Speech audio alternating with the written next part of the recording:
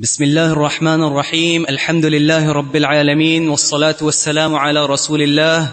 اللهم اغفر لنا ولشيخنا وللحاضرين. قال المؤلف رحمه الله تعالى في كتاب الصلاة: باب فضل الصلاة الجماعة ووجوبها. عن عبد الله بن عمر رضي الله عنهما أن رسول الله صلى الله عليه وسلم قال: صلاة الجماعة أفضل من صلاة الفذ ب27 درجة. إن الحمد لله نحمده ونستعينه ونستغفره ونعوذ بالله من شرور أنفسنا وسيئات أعمالنا، من يهده الله فلا مضل له ومن يضلل فلا هادي له، وأشهد أن لا إله إلا الله وحده لا شريك له، وأشهد أن محمدا عبده ورسوله. يا أيها الذين آمنوا اتقوا الله حق تقاته ولا تموتن إلا وأنتم مسلمون. يا أيها الناس اتقوا ربكم الذي خلقكم من نفس واحدة وخلق منها زوجها وبث منهما رجالا كثيرا ونساء، واتقوا الله الذي تساءلون به والأرحام إن الله كان عليكم رقيبا. يا أيها الذين آمنوا اتقوا الله وقولوا قولا سديدا يصلح لكم أعمالكم ويغفر لكم ذنوبكم، ومن يطع الله ورسوله فقد فاز فوزا عظيما. أما بعد، فإن أصدق الكلام كلام الله، وأحسن الهدي هدي محمد صلى الله تعالى عليه وسلم، وشر الأمور محدثاتها، وكل محدثة بدعة، وكل بدعة ضلالة، وكل ضلالة في النار. من يطع الله ورسوله فقد رشد واهتدى، ومن يعص الله ورسوله فقد ضل وغوى. اللهم صل على محمد وعلى آل محمد كما صليت على إبراهيم وعلى آل إبراهيم إنك حميد مجيد. اللهم بارك على محمد وعلى آل محمد كما باركت على إبراهيم وعلى آل إبراهيم إنك حميد مجيد. سبحانك لا علم لنا إلا ما علمتنا إنك أنت العليم الحكيم. رب اشرح لي صدري ويسر لي أمري واحلل عقدة من لساني يفقهوا قولي. وبعد، باب فضل صلاة الجماعة ووجوبها. یہ عنوان جسے قائم کرنے کا مقصد یہ ہے کہ باجماعت نماز ادا کرنا انتہائی افضل عمل ہے اور بہت بڑا باعث اجر و ثواب ہے. بوجوب ہے، اور اس چیز کا بیان بھی کہ باجماعت نماز ادا کرنا واجب ہے. یہ دو اہم مسئلے اس عنوان کے تحت آئیں گے. پہلی حدیث جس کا موضوع یہ ہے کہ باجماعت نماز ادا کرنے کی فضیلت، اور اس کے راوی عبداللہ بن عمر رضی اللہ عنہما ہیں. فرماتے ہیں کہ رسول اللہ صلی اللہ علیہ وسلم نے ارشاد فرمایا: صلاۃ الجماعت افضل من صلاۃ الفرد ب27 درجہ. جماعت کی نماز افضل ہے من صلاۃ الفرد. الفرد کہتے ہیں منفرد شخص کو، اکیلا اور تنہا. جماعت کی نماز افضل ہے من صلاۃ الفرد، تنہا شخص کی نماز سے، ب27 درجہ، 27 درجے. 27 درجے کا فرق ہے اگر باجماعت نماز ادا ہوگی. تو یہ ثواب یقیناً بڑا ہی قابل قدر ہے، جس کا موقع دن میں 5 بار ہر شخص کو میسر ہوتا ہے. اسے مستقل کھوتے رہنا یہ باعث ملامت ہے. اور آگے انشاءاللہ ہم بات کریں گے کہ بعض حالات میں نماز باجماعت جو ہے یہ فرض ہے، اور اگر جماعت سے ادا نہیں کریں گے تو نماز اللہ کے ہاں قابل قبول نہیں ہوگی۔ تو یہاں فضیلت ہمارے سامنے آ گئی کہ تنہا شخص کے مقابلے میں باجماعت نماز ادا کرنا 27 درجے جو ہے وہ افضل ہے۔ جی۔ عن أبي هريرة رضي الله عنه قال قال رسول الله صلى الله عليه وسلم صلاة الرجل في الجماعة تضعف على صلاته في بيته وفي سوقه 25 ضعفا، وذلك أنه إذا توضأ فأحسن الوضوء ثم خرج إلى المسجد لا يخرجه إلا الصلاة لم يخط خطوة إلا رفعت له بها درجة وحط عنه بها خطيئة، فإذا صلى لم تزل الملائكة تصلي عليه ما دام في مصلاه، اللهم صل عليه اللهم اغفر له اللهم ارحمه، ولا يزال في صلاة من انتظر الصلاة۔ اس حدیث کا موضوع بھی یہی ہے کہ باجماعت نماز ادا کرنے کی فضیلت اور ثواب، لیکن یہاں اضافی چیز یہ بیان ہوئی ہے کہ اس کے اسباب کیا ہیں۔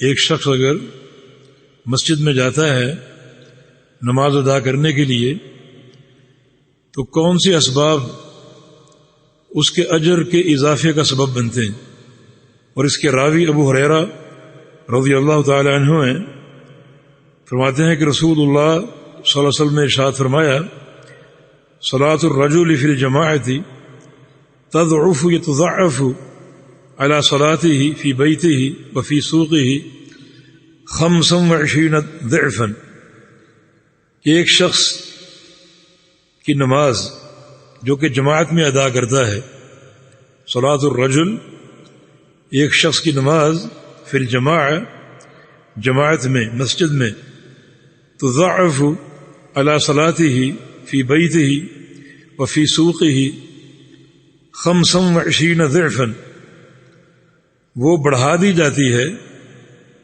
اس میں اضافہ کر دیا جاتا ہے اس نماز پر جو گھر میں اکیلا ادا کرے یا اپنے بازار میں اپنی تجارت کے محل میں اکیلا ادا کرے، اس نماز سے باجماعت نماز کو بڑھا دیا جاتا ہے 25 ضعفا، 25 گنا زیادہ، 25 گنا زیادہ اجر و ثواب جو ہے وہ حاصل ہوتا ہے۔ یہاں چھوٹا سا اشکال یہ ہے کہ جو پیچھے حدیث گزری ہے اس میں 27 گنا کا ذکر ملتا ہے اور یہاں 25 گنا کا، تو یہ عدد میں تعارض ہے، یہ فرق ملحوظ ہو سکتا ہے باعتبار کثرت یا قلت جماعت کے، کہیں پر افراد کی تعداد زیادہ ہو، مسجد جامع ہے، اور کہیں افراد کی تعداد کم ہو، یا باعتبار خشوع و خضوع حضور قلبی، یہ چیز مزید اجر و ثواب کے اضافے کا سبب بنتے ہیں۔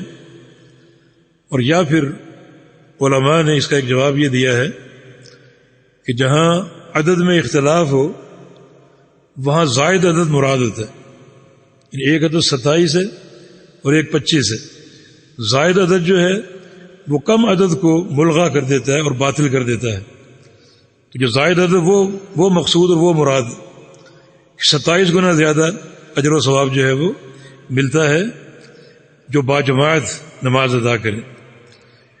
تو مسجد میں نماز ادا کرنے کے کیا محاسن ہیں؟ 3 محاسن بیان ہوئے ہیں۔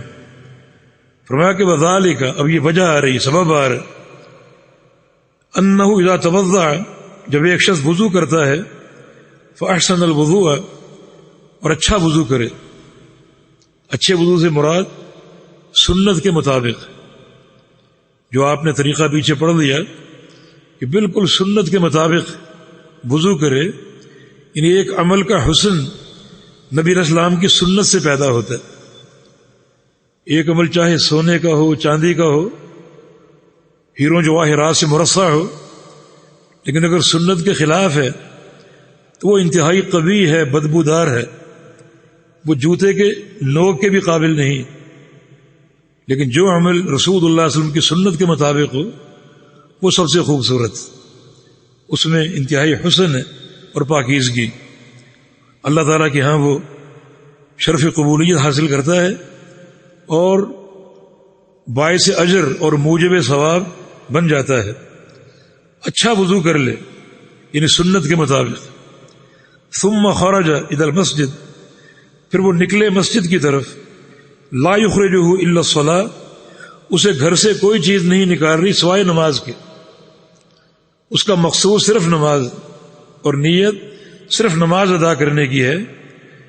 فرمایا کہ لم یخط خطوۃ الا رفعت له بها درجہ وحط عنه بها خطیہ، ایسا شخص جو قدم بڑھائے گا اور جو قدم اٹھائے گا اللہ رب العزت ہر قدم کے بدلے جنت میں ایک درجہ اونچا کر دے گا اور ایک گناہ جھاڑ دے گا۔ لم یخط خطوۃ، وہ نہیں اٹھائے گا کوئی بھی قدم، الا رفعت له بها درجہ، مگر اس قدم کے عوض ایک درجہ اس کا اونچا کر دیا جائے گا، وحط عنه بها خطیہ، اور ایک گناہ اس کا گرا دیا جائے گا اور جھاڑ دیا جائے گا۔ یعنی جو قدم اٹھائے گا اس اٹھے قدم کے بدلے ایک درجہ جنت میں اونچا کر دیا جائے گا، اسی قدم کو نیچے زمین پر رکھے گا تو اس ٹکے ہوئے قدم کے بدلے اس کا ایک گناہ معاف کر دیا جائے گا، اور ہر قدم پر ایسا ہوگا۔ تو یہ مسجد میں جانے کا ثواب ایک اضافی، جو شخص گھر میں نماز پڑھتا ہے وہ اس قسم کے ثواب سے مستقل محروم، اور جو مسجد میں باجماعت نماز ادا کرنے کا عادی ہے اور باوضو مسجد میں جاتا ہے تو مستقل وہ اس ثواب کو سمیٹتا ہے، اور ایک بار نہیں، دو بار نہیں، بلکہ دن میں 5 دفعہ۔ ایک سبب یہ ہو گیا فَإِذَا صَلَّى لَمْ تَذَرِ الْمَلَائِكَةُ تُصَلِّي عَلَيْهِ، یہ دوسرا سبب۔ جب وہ مسجد میں پہنچ جاتا ہے اور نماز ادا کرتا ہے، باجماعت نماز ادا کرتا ہے، لم تذر الملائکۃ تصلی علیہ، تو فرشتے اس پر رحمت کی دعائیں کرتے رہتے، اس کے لیے رحمت کی دعائیں کرتے رہتے ہیں، ما دام فی مصلاہ، جب تک وہ اپنی نماز کی جگہ پر موجود ہے، جب تک نماز کی جگہ میں موجود ہے اس وقت تک فرشتے اس کے لیے رحمت کی دعائیں کرتے ہیں، مغفرت کی دعائیں کرتے ہیں۔ ان دعاؤں کا ذکر بھی رسول اللہ صلی اللہ علیہ وسلم نے کیا۔ فرشتے کہتے ہیں اللہم صلی علیہ، یا اللہ اس بندے پر رحمتیں فرما، اللہم اغفر لہ، یا اللہ اس بندے کو معاف کر دے، اللہم ارحمہ، اور اے اللہ اس بندے پر رحم فرما۔ رحمت کی دعا بار بار ہو رہی، اور فرشتوں کی دعا کیوں نہ قبول ہوگی؟ اور رحمت کا حصول یہ بندے کی سب سے بڑی کامیابی، کیونکہ صحیح بخاری کی حدیث ہے، رسول اللہ صلی اللہ علیہ وسلم کا فرمان ہے لن يدخل احدکم عملہ الجنہ الا برحمت اللہ، تم میں سے کسی شخص کو اس کا عمل جنت میں نہیں پہنچاتا جب تک اللہ کی رحمت نہ ہو۔ تو اللہ تعالیٰ کی رحمت جنت میں پہنچانے کا باعث بنتی ہے۔ یہ رحمت کی قدر و قیمت ہے، رحمت کی اہمیت ہے۔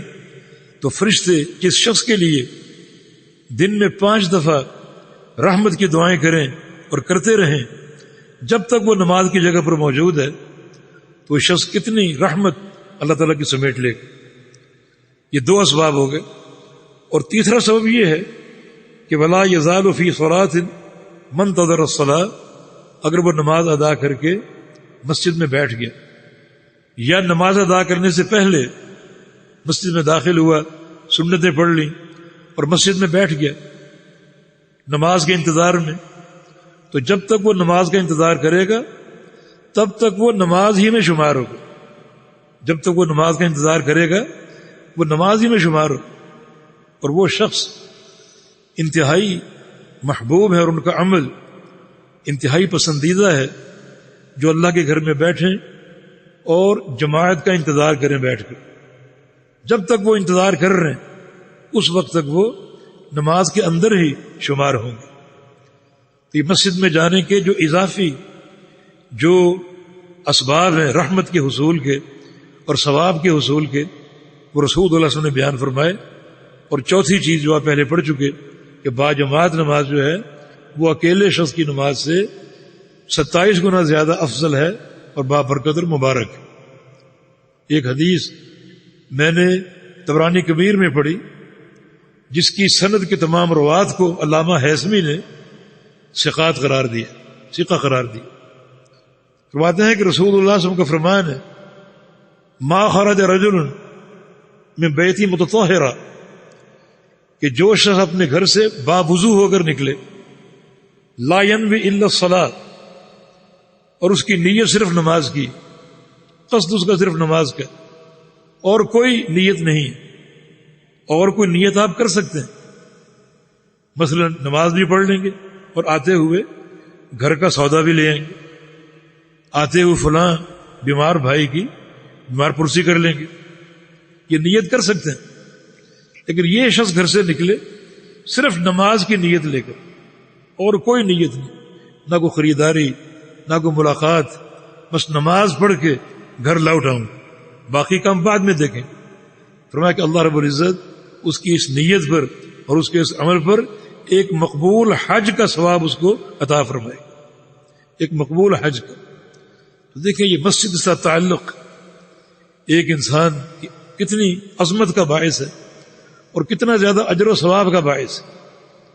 وہ پہلے ایک حدیث سنائی تھی آپ کو کہ 3 عمل جو ہے وہ گناہوں کا کفارہ اور درجات کی بلندی کا باعث بنتے ہیں۔ ان میں سے ایک عمل انتظار الصلاۃ بعد الصلاۃ، ایک نماز پڑھ کے اگلی نماز کا انتظار کرنا، انتہائی محبوب عمل ہے۔ جی عن ابي هريره رضي الله عنه قال قال رسول الله صلى الله عليه وسلم ان اثقل الصلاه على المنافقين صلاه العشاء وصلاه الفجر ولو يعلمون ما فيهما لاتوهما ولو حبوا ولقد هممت ان امر بالصلاه فتقام ثم آمر رجلا فيصلي بالناس ثم انطلق معي برجال معهم حزم من حطب إلى قوم لا يشهدون الصلاة فأحرق عليهم بيوتهم بالنار۔ بارک اللہ فیک۔ اس حدیث کا عنوان یہ ہے کہ باجماعت نماز ادا کرنے کا حکم کیا ہے، فرض ہے، مستحب ہے، یہ کیا حکم ہے اس کا۔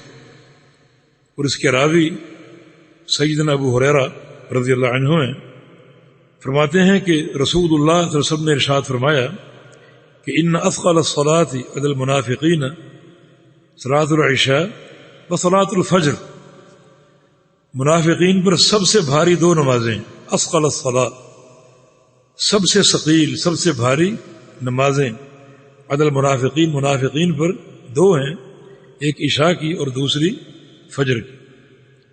منافقین پر ہر نماز بھاری۔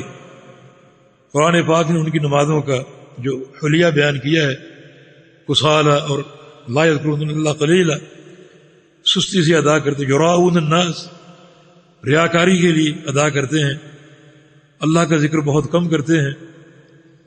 تو ہر نماز ان پر ثقیل ہے، لیکن دن کی نمازوں میں حاضر ہوتے ہیں، کیونکہ دن کی روشنی میں لوگ دیکھتے ہیں کون آیا اور کون نہیں آیا، لیکن رات کی تاریکی میں جیسے فجر کی نماز ہے، عشاء کی نماز ہے، اس میں حاضر نہیں ہوتے، اندھیرا ہے، کون دیکھے گا، کون تلاش کرے گا۔ تو رات کی نمازیں عشاء کی اور فجر کی منافقین پر بہت بھاری ہیں، حالانکہ اجر و ثواب کے اعتبار سے یہ 2 نمازیں بڑی اہم ہیں۔ بشر المشائین فی الظلم بنور تام یوم القیامہ، جو لوگ اندھیروں میں نماز پڑھنے جاتے ہیں انہیں قیامت کے دن مکمل نور کی بشارت دے دو، مکمل نور کی۔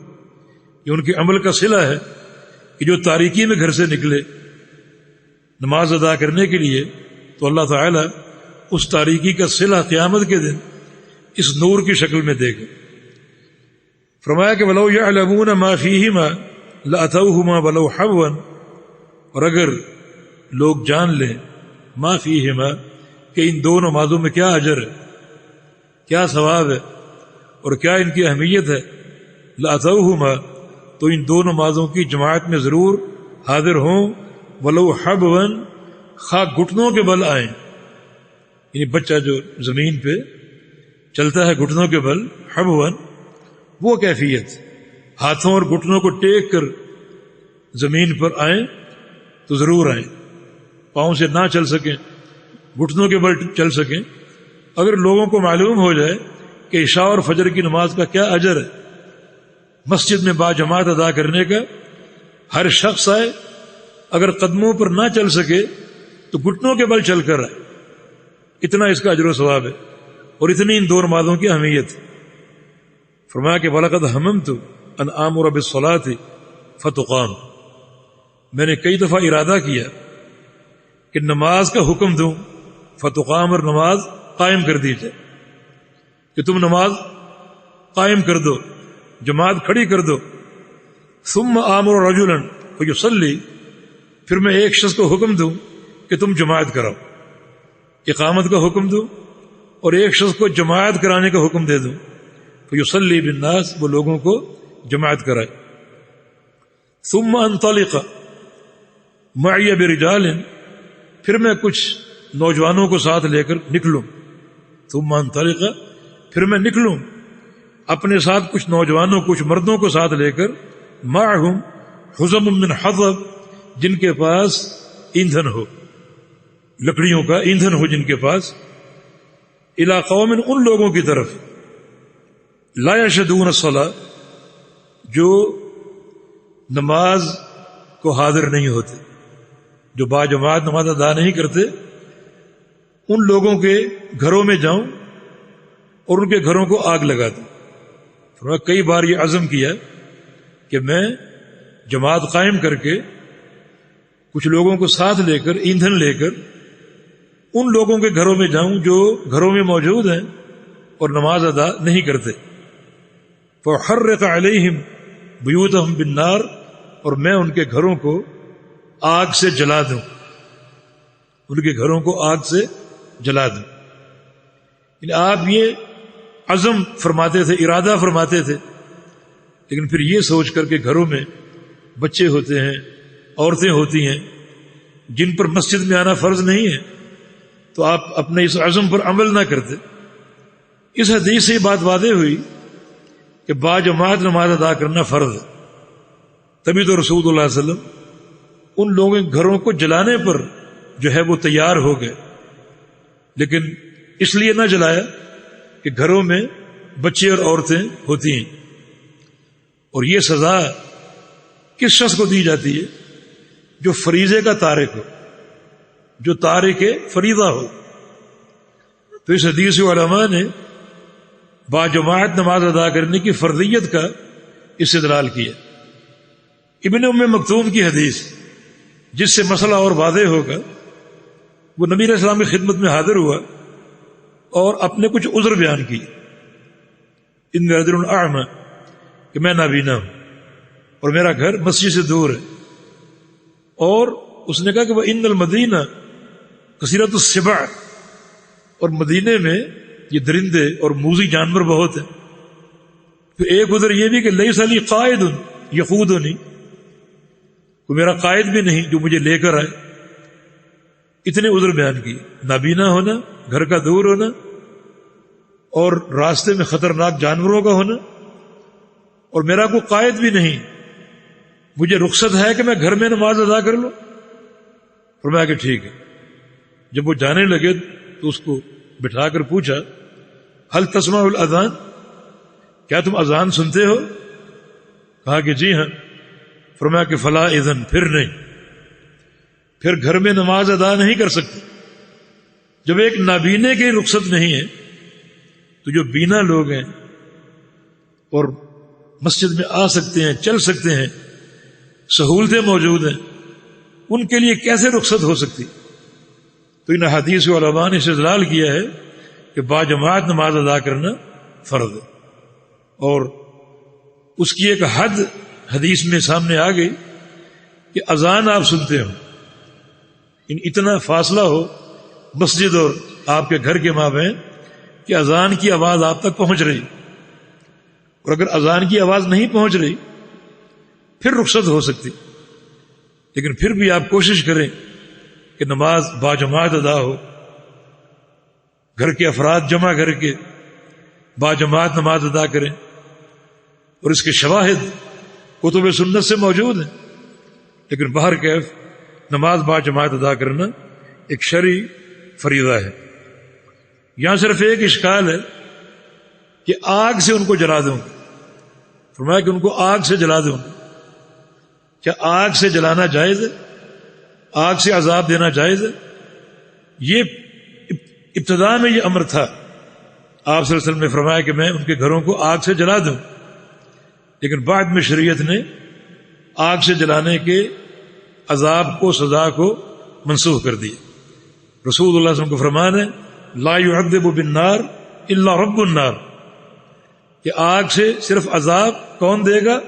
جو آگ کا رب ہے، جو آگ کا مالک ہے، یعنی اللہ رب العزت. اللہ رب العزت کے علاوہ آگ کا عذاب کوئی نہیں دے سکتا. تو جلا کر کسی کو عذاب دینا، آگ سے کسی کو عذاب دینا، یہ حرام ہے. ابتدا میں جائز تھا لیکن بعد میں اس کو حرام کر دیا گیا. جی. وعن عبد الله بن عمر رضي الله عنهما عن النبي صلى الله عليه وسلم قال: إذا استأذنت أحدكم امرأته إلى المسجد فلا يمنعها. قال: فقال بلال بن عبد الله: والله لنمنعهن. قال: فأقبل عليه عبد الله فسبه سبا سيئا ما سمعته سبه مثله قط. وقال: أخبرك عن رسول الله صلى الله عليه وسلم وتقول والله لنمنعهن. وفي لفظ لمسلم: لا تمنعوا إماء الله مساجد الله. احسنت، جزاک اللہ خیرا. اس حدیث کا موضوع یہ ہے کہ خواتین کا مسجد میں حاضر ہونا اور باجماعت نماز ادا کرنا، اس کا کیا شرعی حکم ہے. آپ کی خواتین آپ سے اگر اجازت طلب کریں مسجد میں باجماعت نماز ادا کرنے کی، تو آپ کا رویہ کیا ہونا چاہیے اجازت کے حوالے سے.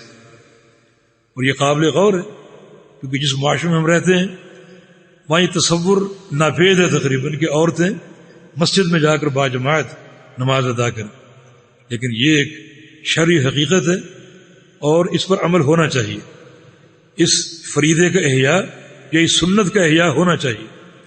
اور اس کے راوی جناب عبداللہ بن عمر رضی اللہ عنہما ہیں، فرماتے ہیں کہ رسول اللہ صلی اللہ علیہ وسلم نے ارشاد فرمایا: اذا استأذنت احدکم امرأته الى المسجد فلا يمنعها. جب تم میں سے کسی شخص سے اس کی بیوی یا گھر کی کوئی خاتون، بیٹی ہے یا بہن ہے، اجازت طلب کرے الى المسجد، مسجد میں جانے کی، فلا یمنعها، اسے نہ روکے، منع نہ کرو. دو باتیں ثابت ہوئیں کہ خاتون کا مسجد میں جانا اور باجماعت نماز ادا کرنا درست ہے، جائز ہے، صحیح ہے.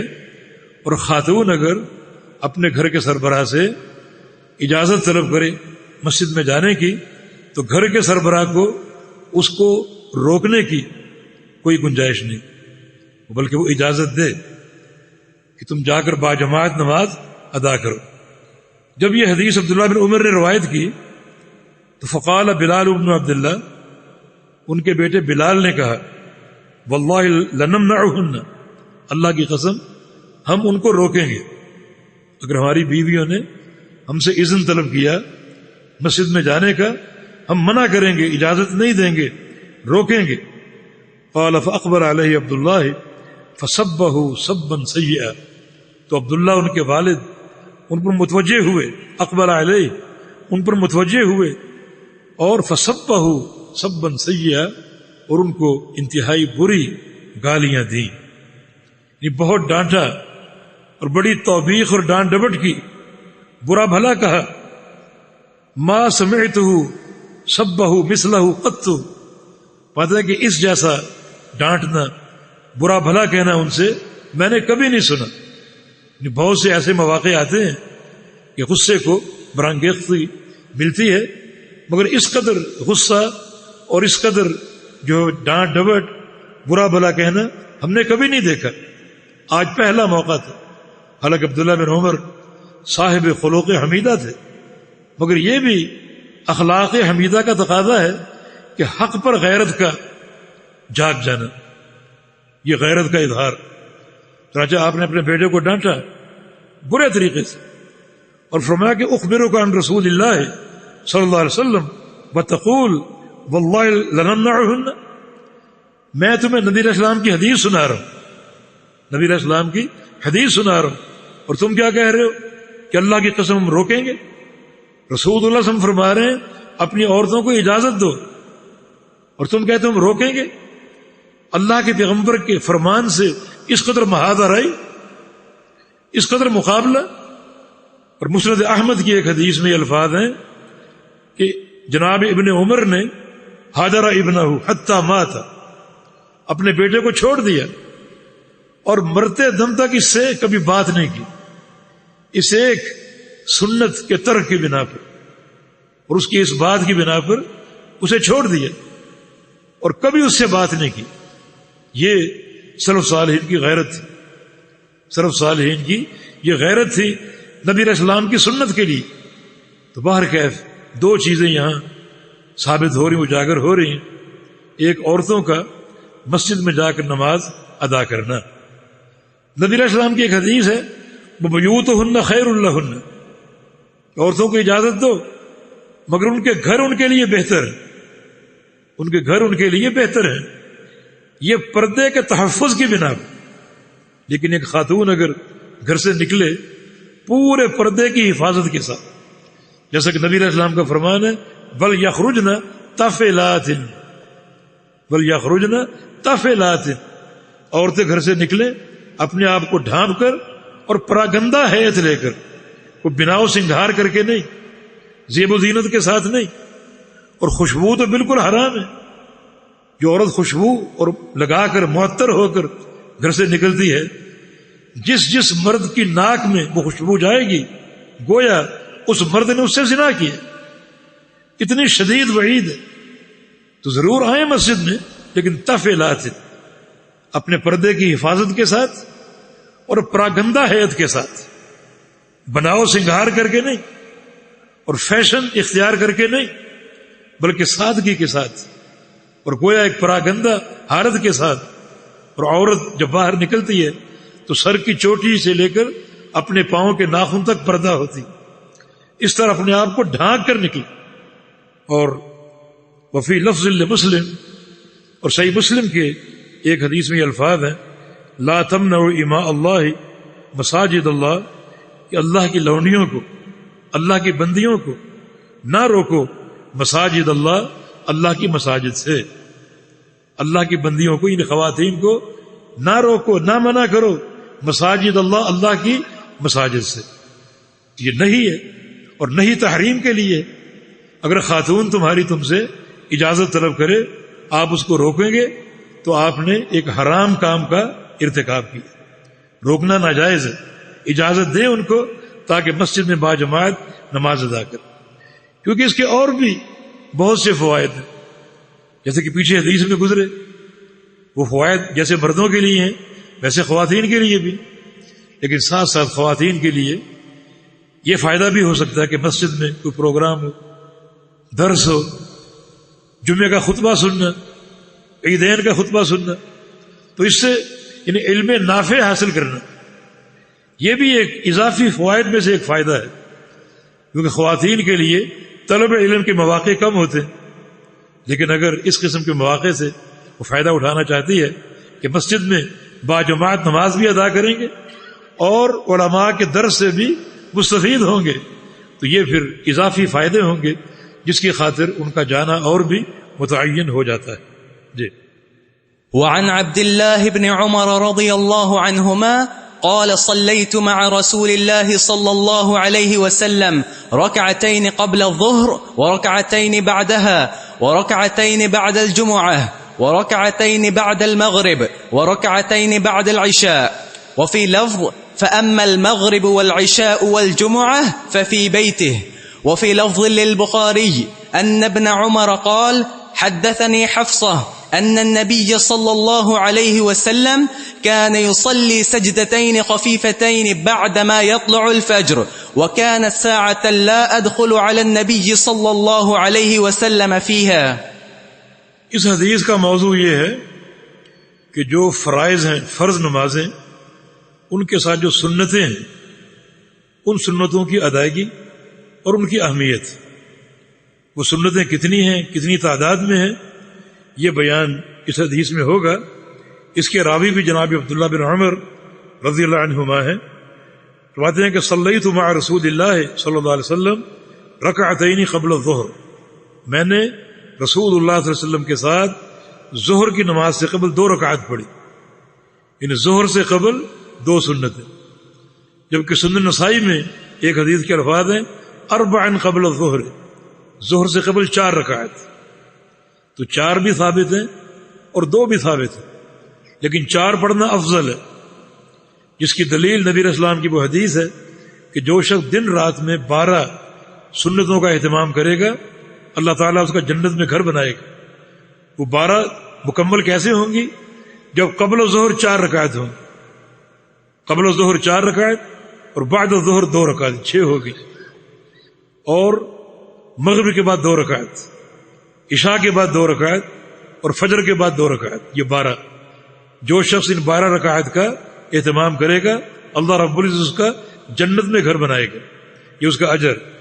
یہاں صحیح بخاری کی حدیث میں ظہر سے قبل 2 رکعت ہے، سنن نسائی میں 4 رکعت، یہ تعارض نہیں ہے، 4 بھی جائز ہے 2 بھی جائز ہے، لیکن 4 زیادہ افضل ہے اس حدیث کے پیش نظر جو آپ کو سنائی۔ رکعتین بعدها، اور 2 رکعت ظہر کے بعد، رکعتین بعد الجمعہ، اور جمعے کے بعد 2 رکعت، جمعے کے بعد 2 رکعت، یہ جب آپ گھر میں جا کر ادا کریں، یہ نبی علیہ السلام کی سنت تھی، جمعے کی سنتیں آپ گھر میں ادا کرتے اور 2 رکعت پڑھتے۔ اگر مسجد میں پڑھیں گے تو 2 اور 2 4 پڑھنا ثابت ہے، 4 پڑھی جائیں، گھر جا کر پڑھیں تو 2 رکعت۔ جمعے سے قبل کتنی سنتیں ہیں یا کتنے نوافل ہیں؟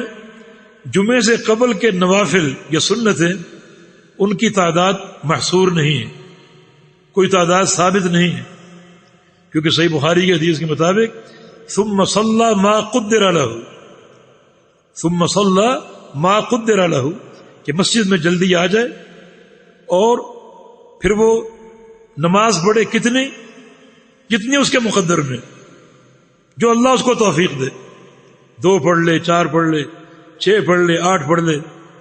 جمعے سے قبل یہ کثرت سجود اللہ کے قرب کا باعث بنتے ہیں۔ جمعے سے قبل یعنی 3 عمل موجب اجر ہیں، سورہ کہف کی تلاوت اور نبی علیہ السلام پر کثرت سے درود پڑھنا اور کثرت سے نوافل کی ادائیگی، کثرت سے نوافل کی ادائیگی، یہ 3 عمل موجب اجر ہیں۔ جمعے سے قبل کی سنتیں محصور تعداد سے نہیں ملتی، جتنی آپ پڑھیں، جتنے نفل آپ پڑھنا چاہیں، لیکن جمعے کے بعد اگر گھر میں پڑھیں گے تو 2 نفل ہیں یا 2 سنتیں ہیں، مسجد میں ادا کریں گے تو 4۔ رکعتین بعد المغرب، 2 سنتیں مغرب کے بعد، رکعتین بعد العشاء، اور 2 سنتیں عشاء کے بعد۔ وفی لفظ، اور ایک حدیث میں الفاظ ہیں فاما المغرب والعشاء والجمعہ ففی بیتہ، مغرب کی سنتیں، عشاء کی سنتیں اور جمعے کی سنتیں اپنے گھر میں ادا کرو، یا نبی علیہ السلام اپنے گھر میں ادا کرتے تھے، ہمیں بھی گھر میں ادا کرنے کا حکم، کیونکہ رسول اللہ علیہ وسلم کا فرمان ہے اپنے گھروں کو قبرستان نہ بناؤ، بلکہ نماز کا کچھ حصہ اپنے گھروں کے لیے رکھا کرو۔ اس کا معنی یہ ہے کہ فرائض مسجد میں باجماعت ادا کر لو، اور باقی حصہ جو ہے رواتب کا، سنن کا، وہ اپنے گھر میں جا کر ادا، اور اپنے گھروں کو قبرستان نہ بناؤ۔ وفی لفظ للبخاری ان ابن عمر قال حدثتنی حفصۃ، اور صحیح بخاری میں یہ حدیث مروی ہے، ابن عمر فرماتے ہیں مجھے حفصہ نے یہ حدیث سنائی، حفصہ ان کی بہن ام المومنین، ان النبی صلی اللہ علیہ وسلم کان یصلی سجدتین خفیفتین بعد ما یطلع الفجر، کہ رسول اللہ صلی اللہ علیہ وسلم 2 رکعت پڑھتے تھے، سجدتین سے مراد رکعتیں، یصلی سجدتین اے یصلی رکعتیں، 2 رکعت نماز ادا کرتے تھے، خفیفتین ہلکی ہلکی، بعد ما یطلع الفجر، فجر کے طلوع ہونے کے بعد۔ یہ 2 رکعت کیا ہے؟ یہ فجر کی سنتیں، جن کا ہلکا پڑھنا نبی علیہ السلام کی سنت۔ رسول کریم صلی اللہ علیہ وسلم ان 2 رکعت میں اکثر سورہ کافرون اور سورہ اخلاص پڑھا کرتے تھے، قل یا ایھا الکافرون اور قل هو اللہ احد، ان 2 رکعات میں اکثر یہ 2 صورتیں پڑھا کرتے تھے. یہ فجر کی 2 سنتیں. وکانت ساعہ، اور یہ ایک ایسی گھڑی تھی، لا ادخل علی النبی صلی اللہ علیہ وسلم فیہا، اس گھڑی میں میں رسول اللہ صلی اللہ علیہ وسلم پر داخل نہیں ہوتی تھی، کیونکہ رسول اللہ صلی اللہ علیہ وسلم لازماً اس گھڑی میں سنتیں ادا کرتے تھے اور نماز میں مشغول ہوتے تھے. ان فجر کے طلوع ہوتے ہی آپ صلی اللہ علیہ وسلم یہ 2 سنتیں فجر کی ادا کیا کرتے تھے، اور ان کا ہلکا پڑھنا مطلوب ہے. باقی یہ نوافل، یہ سنتیں، یہ رواتب ہماری زندگی سے مفقود ہوتے جا رہے ہیں. ان کا اہتمام بہت کم رہتا جا رہا ہے، لیکن ان کی بڑی اہمیت ہے. کچھ اجر و ثواب آپ نے سن لیا. ایک اور حدیث تمیم داری رضی اللہ عنہ سے مروی ہے، فرماتے ہیں کہ رسول اللہ صلی اللہ علیہ وسلم نے ارشاد فرمایا، اول ما یحاسب به العبد یوم القیامہ صلاته، قیامت کے دن سب سے پہلے بندے کا حساب عمل میں نماز کا ہوگا. عمل میں پہلا سوال، پہلا حساب نماز کا ہوگا. فإن كان أتمها كتبت تامہ، اگر بندے نے نماز پوری ادا کی ہو تو پوری لکھی جائے گی، پوری لکھی ہو، اور اس پوری کا اجر ملے گا.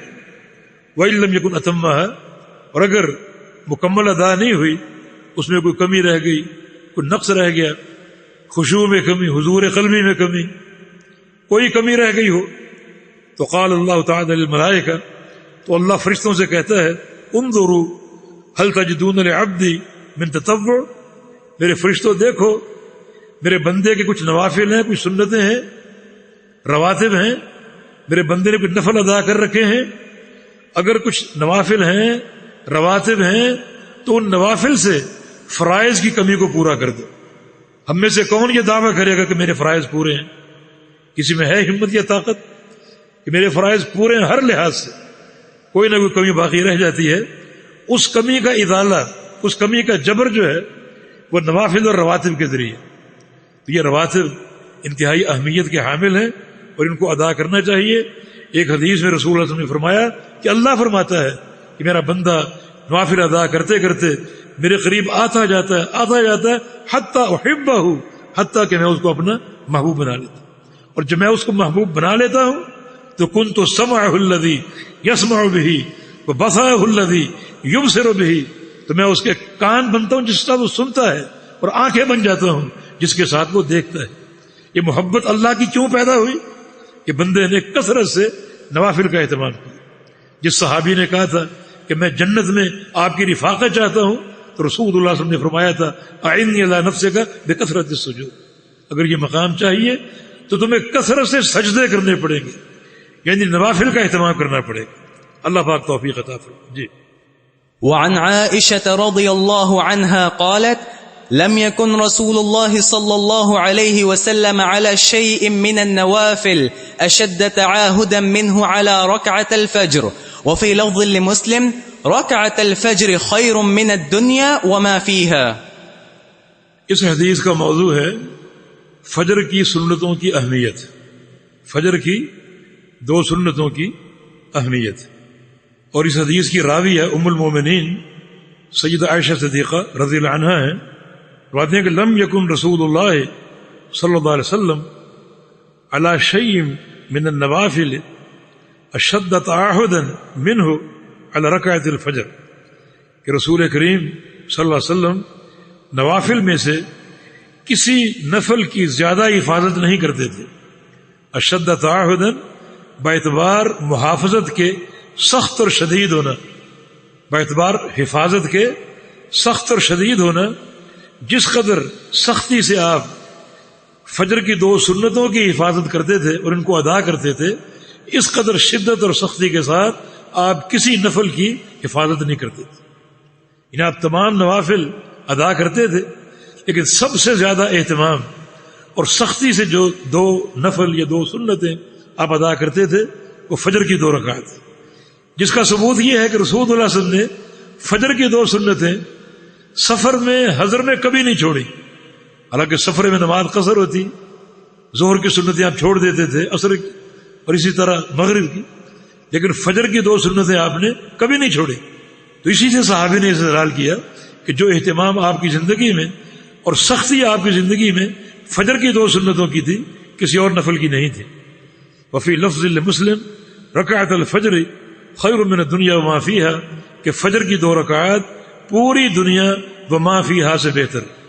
دنیا کے خزانے، دنیا کی دولتیں، پوری دنیا اور جو کچھ دنیا کی ثروتیں ہیں اور دولتیں ہیں، ان سب سے بہتر یہ 2 رکعات ہیں فجر کی.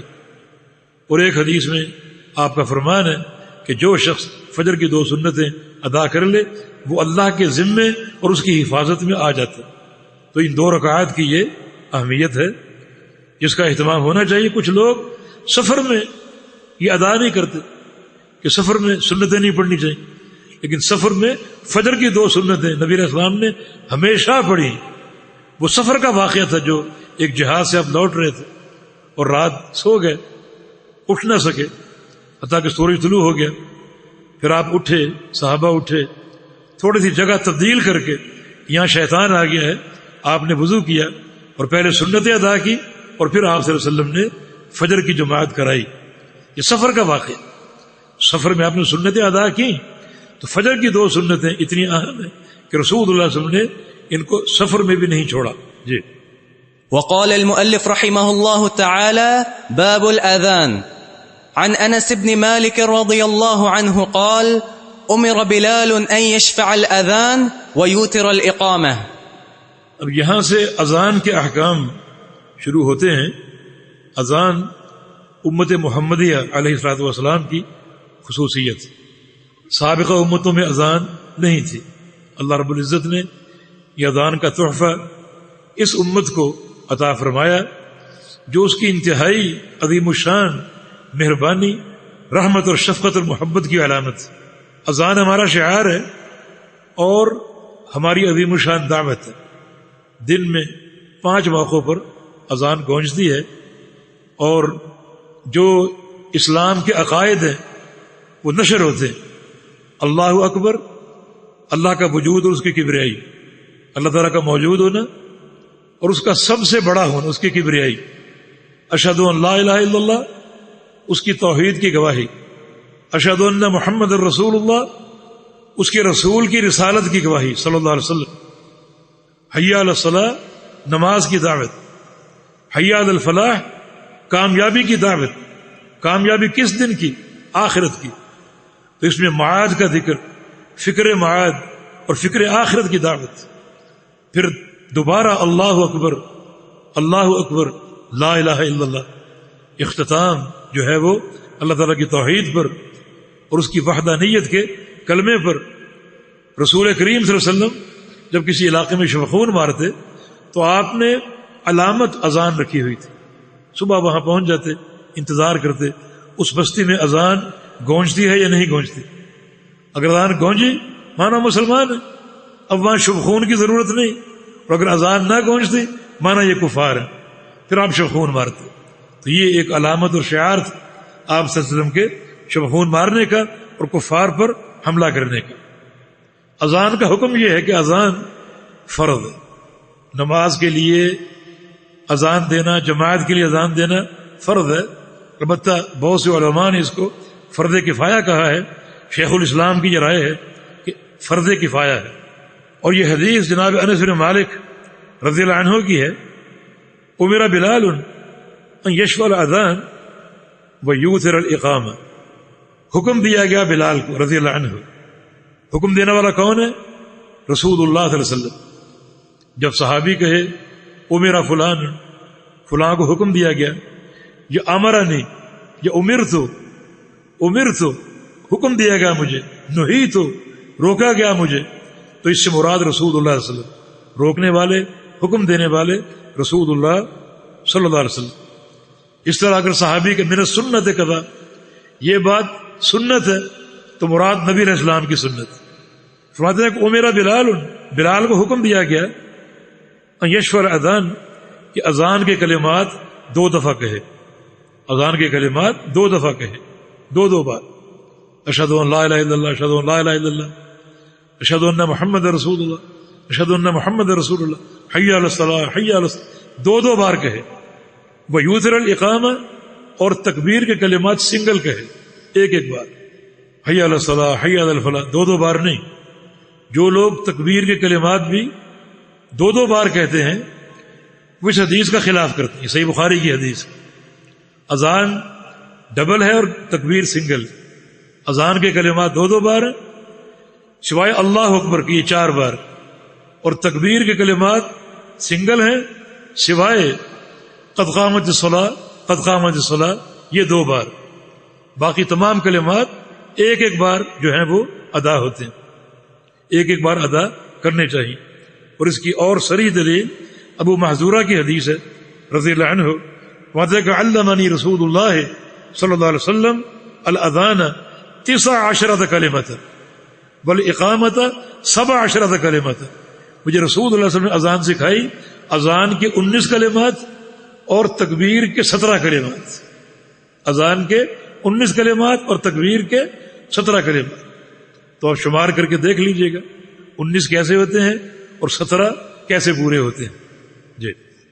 وعن أبي جحيفة وهب بن عبد الله السوائي قال أتيت النبي صلى الله عليه وسلم وهو في قبة له حمراء من أدم قال فخرج بلال بوضوء فمن ناضح ونائل قال فخرج النبي صلى الله عليه وسلم وعليه حلة حمراء حتى كأني أنظر إلى بياض ساقيه قال فتوضأ وأذن بلال قال فجعلت أتتبع فاه ههنا وههنا يقول يمينا وشمالا حي على الصلاة حي على الفلاح ثم ركزت له عنزة فتقدم وصلى الظهر والعصر ركعتين ثم لم يزل يصلي ركعتين حتى رجع إلى المدينة.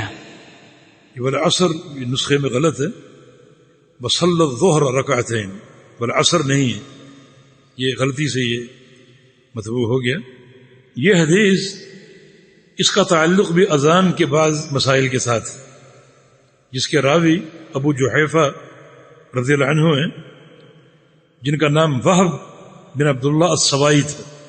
وہب بن عبداللہ السوائی، انہیں بڑھاپے میں اسلام قبول کرنے کا شرف حاصل ہوا. کچھ عرصہ یہ کوفہ کی پولیس کے سربراہ بھی رہے ہیں، اور انہیں جناب علی بن ابی طالب رضی اللہ عنہ، جنہوں نے کوفہ کی پولیس کا جب وہ ایک مدیر مقرر کیا تھا، ان کو وہب الخیر بھی کہتے تھے. اور ان کا انتقال 4 اور 64 ہجری میں ہوا کوفہ میں. اور ایک چھوٹا سا واقعہ ان کے ذہن میں آ گیا. ایک بار مسجد میں آئے اور ان کی ڈکار کی آواز نکلی. اس پر توجہ دیجئے، ہم یہ ڈکار کی آواز کا کوئی خیال نہیں کرتے اللہ کے گھروں میں، جو کہ ایک بہت بڑا عیب ہے. نبی علیہ السلام نے آواز سن لی، فرمایا کہ کف علیک جثاک، یہ ڈکار یہاں بند کرو، یہ آواز، بری آواز بند کرو اللہ کے گھر میں. اور ڈکار انسان کب لیتا ہے، کیوں لیتا ہے؟ کہ اس کا پیٹ بھرا ہو. تو آگے آپ نے ایک جملہ ارشاد فرمایا کہ ان اکثر الناس شبعا فی الدنیا اطول الناس فاقتا یوم القیامہ، کہ دنیا میں پیٹ بھر کے کھانے والے ہمیشہ ان کا پیٹ بھرا رہتا ہے، قیامت کے دن ان کے لمبے فاقے ہوں گے، ان کو لمبے فاقے برداشت کرنے پڑیں گے. ابو جحیفہ رضی اللہ عنہ نبی علیہ السلام کے صحابہ آپ کا فرمان سنتے تھے اور اس پر فوراً عمل کرتے تھے. وعدہ ہے کہ اس دن سے میں نے طے کر لیا کہ اگر دن میں کھانا کھاؤں گا تو رات کو نہیں کھاؤں، فاقہ کروں گا، رات کو کھاؤں گا تو دن میں نہیں کھاؤں. پھر دن میں ایک بار کھانا شروع کر دیا. یہ سلف صالحین رحمہم اللہ تعالی رضی اللہ عنہم وارضاہم، یہ اس حدیث کے راوی ہیں ابو جحیفہ رضی اللہ عنہ. بات ہے کہ اتیت النبی صلی اللہ علیہ وسلم وہو فی قبۃ لہ حمراء من ادم، میں رسول اللہ صلی اللہ علیہ وسلم کی خدمت میں آیا اور آپ صلی اللہ علیہ وسلم اپنے خیمے میں تھے، قبے میں، اور وہ سرخ رنگ کا تھا اور چمڑے کا تھا. یعنی چمڑے کے خیمے سے مراد نیچے لکڑیاں گاڑی ہوئی تھیں اور چھت پر جو ہے وہ چمڑے کا کپڑا اوپر لپیٹا ہوا تھا، سرخ رنگ کا خیمہ تھا، اور نبی علیہ السلام اس میں آرام فرما رہے تھے. اور یہ واقعہ حجۃ الوداع ہے. جس مقام پر آپ کا خیمہ گاڑا ہوا تھا یہ وادی ابطح، مکہ مکرمہ میں وادی ابطح میں تھے آپ، اپنے اس خیمے میں، اس قبے میں. قال فخرج بلال بوضوء، بلال خیمے کے اندر سے آئے، نبی علیہ السلام کے ساتھ تھے، وہ خیمے کے اندر سے آئے بوضوء، وضو کا پانی لے کر. اس سے مراد نبی علیہ السلام نے وضو کیا اور وہ پانی بلال نے ایک برتن میں محفوظ کر لیا اور وہ لے کر باہر نکلے، لوگوں کو بتایا کہ یہ نبی علیہ السلام کا وضو کا پانی جو آپ صلی اللہ علیہ وسلم نے استعمال کیا ہے. آگے فرمایا کہ فمن ناضح و نائل، بہت سے صحابہ تھے جو آپ کے ساتھ حج کر رہے تھے، ان میں سے کچھ ناضح اور کچھ نائل. کچھ تو وہ تھے جو نائل تھے. نائل کا معنی جنہیں براہ راست وضو کا پانی لینے کا موقع مل گیا بلال سے، نائل. ومن ناضح، اور کچھ وہ تھے جنہوں نے لیا اور لے کر بقیہ صحابہ تک چھینٹیں مار دی. ناضح کا معنی چھینٹیں مارنے والا اور نائل کا معنی لینے والا. تو نائل کا معنی یہ ہے کچھ صحابہ وہ تھے جو بلال سے براہ راست پانی لینے میں کامیاب ہو گئے، اور ناضح کا معنی یہ وہ صحابہ جو لینے میں کامیاب نہ ہو سکے، دور تھے، رش بڑھ گیا، تو لینے والے صحابہ نے چھینٹیں اڑا کر ان صحابہ تک کو پہنچا دیا تاکہ اس برکت میں وہ بھی شامل ہو جائیں. یہ معنی ہے فمن ناضح و نائل. ناضح کا معنی چھینٹیں مارنے والے اور نائل کا معنی براہ راست لینے والے. قال فخرج النبی صلی اللہ علیہ وسلم وعلیہ حلۃ حمراء، نبی علیہ السلام نکلے اور آپ کے جسم اطہر پر ایک حلہ تھا جو کہ سرخ رنگ کا تھا. حلہ اس لباس کو کہتے ہیں جس کی ردا اوپر کی چادر اور ازار نیچے کی چادر ایک ہی کپڑے اور ایک ہی رنگ کی ہو. ردا اور ازار ایک ہی کپڑے سے اور ایک ہی رنگ سے ہو، اس کو مکمل حلہ کہتے ہیں. تو رسول اللہ صلی اللہ علیہ وسلم نے حلہ زیب تن کیا ہوا تھا، مانا اوپر کی چادر اور نیچے کی چادر ایک ہی کپڑے کی تھی اور ایک ہی رنگ کی تھی. رنگ کیا تھا؟ حمراء، سرخ رنگ تھا. رنگ جو تھا وہ سرخ تھا. یہاں اشکال ہے کہ سرخ رنگ کا استعمال نبی علیہ السلام نے روکا ہے. سرخ رنگ کا استعمال ممنوع ہے اور آپ نے سرخ رنگ کا لباس زیب تن کیا ہوا ہے. شیخ الاسلام فرماتے ہیں کہ یہ سرخ رنگ کا نہیں تھا، یعنی احادیث کے طرق آپ جمع کریں، متون آپ جمع کریں تو سرخ رنگ کی دھاریاں تھیں جو سیاہ رنگ سے مخلوط تھی. سرخ اور سیاہ، یعنی شیخ الاسلام نے اس حدیث کے طرق جمع کیے ہیں اور نتیجہ یہ ہے کہ یہ کپڑا خالص سرخ رنگ کا نہیں تھا بلکہ سرخ اور سیاہ دو رنگتیں اس میں مخلوط تھیں. وہ علیہ حلۃ حمراء، آپ صلی اللہ علیہ وسلم پر حلہ تھا، یعنی آپ کا پورا دونوں کپڑے ایک ہی رنگ اور ایک ہی کپڑے سے بنے ہوئے تھے. حمراء سرخ رنگ کا، ان سرخ رنگ سیاہ رنگ سے مخلوط تھا جیسے کہ دیگر روایات میں آتا. حتیٰ کہ انی انظر الی بیاض ساقیہ، میں گویا رسول اللہ صلی اللہ علیہ وسلم کی پنڈلیوں کی سفیدی اب تک دیکھ رہا ہوں، یعنی میرے ذہن میں ہے اب تک نبی علیہ السلام کا آنا اور آپ کا حلہ زیب تن کرنا، اور نبی علیہ السلام کو میں نے دیکھا، اب تک وہ منظر میرے ذہن میں ہے اور مجھے رسول اللہ صلی اللہ علیہ وسلم کی پنڈلیوں کی سفیدی اب تک گویا نظر آ رہی.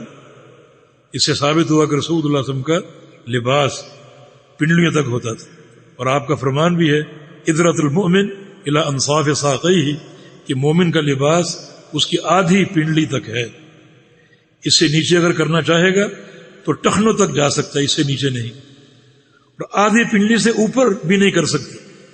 کچھ زیادہ جذباتی لوگ، ان کا لباس اتنا اونچا ہوتا ہے کہ آدھی پنڈلی سے بھی اوپر ہوتا ہے، حالانکہ یہ رسول اللہ علیہ وسلم کی جو تحدید ہے اس کے خلاف ہے. نہ اس سے اوپر کریں، نیچے اجازت ہے لیکن کہاں تک؟ ٹخنوں تک، اس سے نیچے نہیں.